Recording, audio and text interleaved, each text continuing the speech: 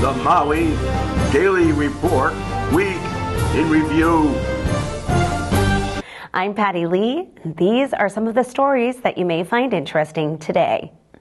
Madame Pele tops the news today after a spectacular 5-hour display of twin 1,000-foot fountains of molten rock and even a volcano on Saturday. Check out these images posted on Facebook by Maui photographer Alyssa Lee. It was nowhere near as explosive, but Hawaii Governor Josh Green went on CNN Saturday and said he would use state funds to give Hawaii residents that qualify $250 to help pay for food for the rest of the month and next month, too, if necessary. So there's two things going on right now. So right now, two things are being held hostage: people's health care insurance premium support, and then their food subsidies. In the country, you've got about 42 million people that are at the verge of hunger. If they don't have SNAP benefits, it's been kind of off again, on again, paused, stopped by the courts.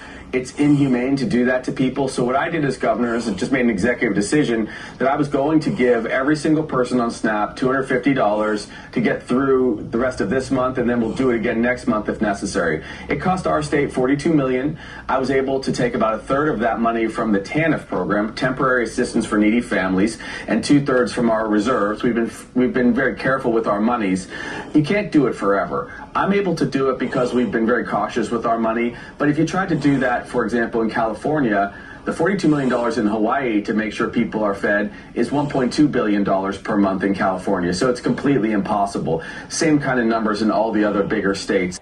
But on Sunday, the Senate voted to reopen the government until the end of January and restore the on-again and off-again SNAP benefits.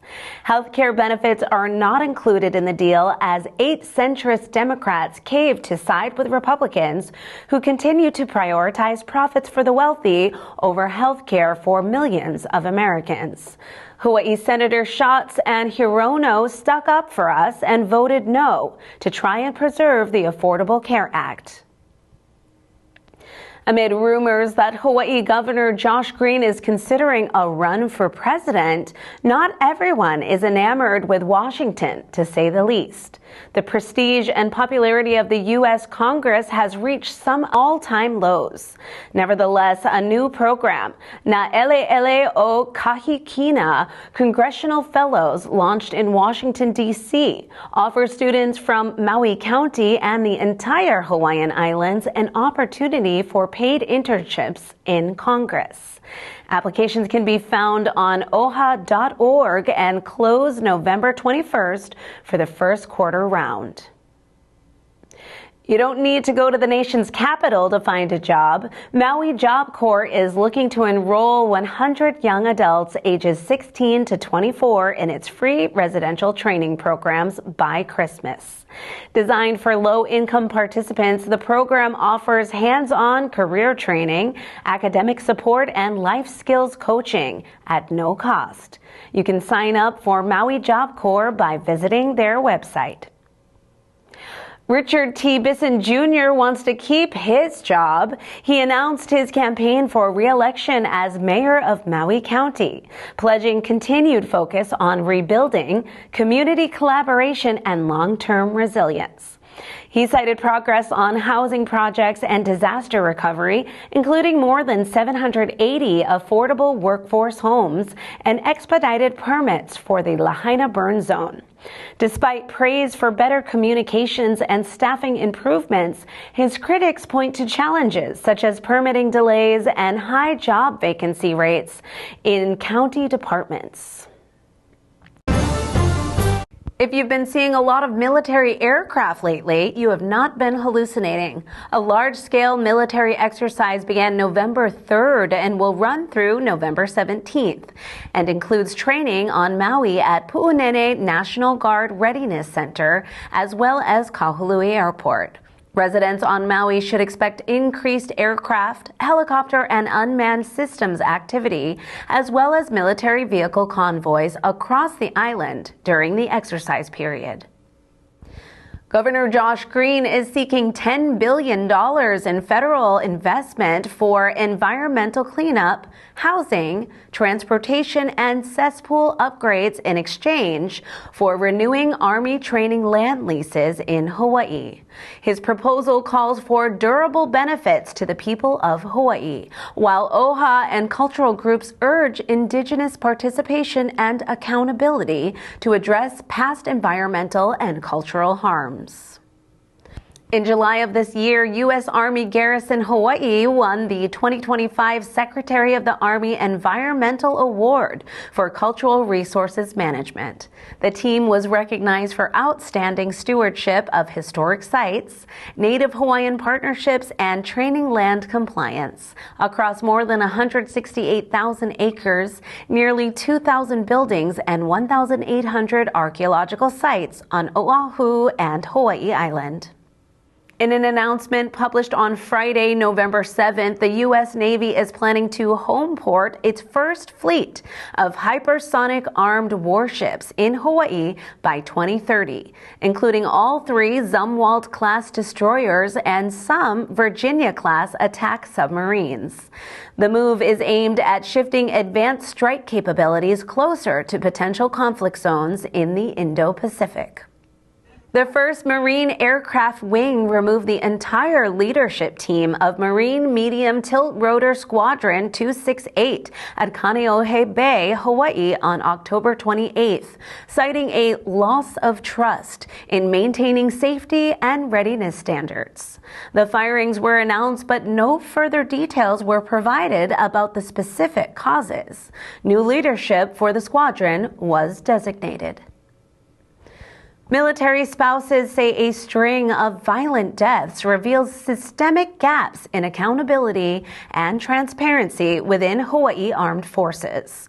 Earlier this year, a Marine was sentenced to 26 years after killing his wife on base. The case followed a prior Army soldier's manslaughter of his pregnant wife at Schofield Barracks. Advocates contend that command leadership repeatedly failed to intervene, even after investigations began, highlighting what some describe as a culture of impunity within military installations. And we finish tonight with the latest updates in the Red Hill fuel spill case. In May, U.S. District Court Judge Leslie Kobayashi ruled that the Navy was liable for the spill and should pay damages for pain and suffering. Then in August, 2 civilian employees were indicted for allegedly misleading regulators about the 2021 fuel spill. But with more than 3.4 million documents and over 50 planned witnesses, the criminal trial has been delayed to October 2026. In the meantime, the Navy's official closure and decommissioning task force continues to oversee remediation of the facility and engage with stakeholders in Hawaii. As of noon on Monday, 3 nominees emerged as candidates for the Kahului Council seat vacated by the late Tasha Kama. They are Virgilio Leo Akoliko, the only Kahului resident to nominate himself, Kelson Kawanoe Batangan, nominated by Councilmember Nohelani U'u Hodgins, and Kara Lee Kamekona, nominated by Councilmember Shane Sinensi. 2 nominees have a connection to Kama. Before she died, Kama asked that Batangan be chosen to succeed her. And Carolee Kamekona ran spirited campaigns against Kama in previous election cycles. The council will start a special meeting on November 20th to fill the seat, which will be broadcast live right here on Akaku Channel 53 and on the Maui County Facebook and YouTube pages. You may not believe it, but Hawaii is the 5th skinniest state, or the 5th least obese, I should say, according to Wallet Hub. Only California, Massachusetts, Utah, and Colorado scored higher. Hawaii ranked number 47 for obese adults and 50 for overweight kids. This means that Hawaii residents are healthier, more active, and make better food choices. The Hawaii Department of Health is sounding the alarm about contaminated infant formula sold direct to customers online and at Target stores in Hawaii. The product, By Heart Whole Nutrition Infant Formula, is being recalled because it may contain botulism spores. Infant botulism is a rare but potentially fatal illness that can make babies really sick. If your infant has consumed this product, call your healthcare provider. The annual Ben Franklin Winter Craft Fair returns on Sunday, November 23rd from 9 a.m. to 3 p.m. at the Macy's parking structure at Queen Kahumanu Center in Kahului. The fair features over 100 local vendors offering handcrafted gifts and festive decor with free admission and free parking for attendees. UH astronomers looking through telescopes in Chile captured one of the rarest and most spectacular events in the universe, a real-time massive supernova explosion documenting the death of a star, a red supergiant 500 times bigger and 12 to 15 times heavier than the sun. The star is 22 million light years away in the constellation of Hydra, or the water snake. A new UH study shows that people with disabilities before and after the fires are facing deeper and longer-lasting hardships than other people in Lahaina because recovery efforts do not include them. There is weak progress in housing, employment, and health. Rent has skyrocketed to 80% of income, and more than half live in poverty. Mental health is in decline, and healthcare is harder to find. Even basic needs like transportation and spiritual support are lacking, and access to formal aid programs is uneven. County crews conducting wildfire risk reduction efforts in central Maui removed a large homeless encampment, and in the course of those sweeps recovered a stolen truck, multiple firearms, and numerous electrical hazards.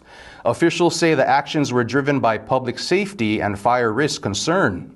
Advocates argue better long-term housing solutions are still needed for displaced residents, houseless people. Same old story. Following recent rains that replenished reservoirs, Maui County's Department of Water Supply has downgraded Upcountry's water shortage from Stage 2 to Stage 1, effective immediately. Stage 1 restrictions limit irrigation to 2 days per week, require prompt leak repairs, and encourage voluntary conservation. He helped rebuild the fish ponds at Ko'i'ie, starred in the Hawaiian documentary Breath of Life, and the Made in Maui feature film Kuleana. He was a beloved kumu, father, and friend. Kahu Wayne Aloy Vene Chun passed away on October 22nd, surrounded by the love of his family. Now, a celebration of his life will be held on Saturday, November 22nd, with visitation beginning at 9 a.m. at Ballard Family Mortuary in Kahului, followed by a service at 11 a.m. He will be laid to rest that afternoon at Makawao Cemetery around 2 p.m., carried forward in the hearts of all who knew him. Most birds like trees, but seabirds like burrows. The restored Ua'ukane, or wedge-tailed shearwater, colony at Havea Point in Kapalua has grown to more than 4,000 nesting burrows, with biologists banding chicks to track survival and migration as part of a long-term habitat recovery. With seabird fallout expected to spike on November 19th around the new moon, officials urge residents to reduce nighttime lighting and watch for grounded birds. Anyone finding a downed seabird should safely contain it and call the Maui Nui Seabird Recovery Hotline at 808-573-2869. The heck with hemp. Many people's drug of choice is caffeine, and Modern Luxury Publication has highlighted standout coffee destinations across Hawaii and ranked the top 10, including Grandma's Coffee House in Kula and Hawaiian Village Coffee in Kahana. But we have our own coffee stand right here outside the Akaku Studios at 333 Dairy Road. It's called Kapwa Coffee and offers an array of Filipino coffee flavors found nowhere else. Oh my God, look at all the colors. Look at the colors. Ooh, you could be on Lifetime TV. The colors. The colors. Ooh, the colors. A cup of coffee. Aha. So I top it off with whipped cream. Wow. Wow. What is this drink? What are these drinks again? Tell me. Matcha latte. Matcha latte. So it's just like matcha with milk. Wow. And then you do this. It's fantastic. So what do you think is going to happen with the Big Island coffee shortages? Yeah. You know what? Hawaii people always find a way. Hawaii people will find a way? Hawaii people will find a way. You Yeah. know what? We're just going to go in and pick our own coffee. Like pick your own strawberries, pick your own blueberries. Yeah, we'll pick our own coffee. Pick our own coffee. We'll support our local business. And we're going to keep supporting our local Hawaii coffee makers. Exactly. That's right. And Kapwa Coffee Bar, ladies and gentlemen, right here at 333 Dairy Road. Akaku.